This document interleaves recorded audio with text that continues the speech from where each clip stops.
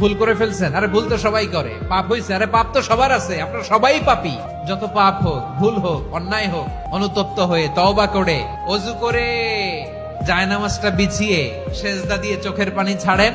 চোখের বেয়ে পড়া পানি আল্লাহর কাছে যে কত প্রিয়। অনুতপ্ত বান্দার চোখের পানির ফোঁটা তার চোখ বেয়ে, নাকের ডগা বেয়ে জমিনে ড্রপ করার আগেই আল্লাহর ওই বান্দার সব গুনাহ মাফ করে দেয়।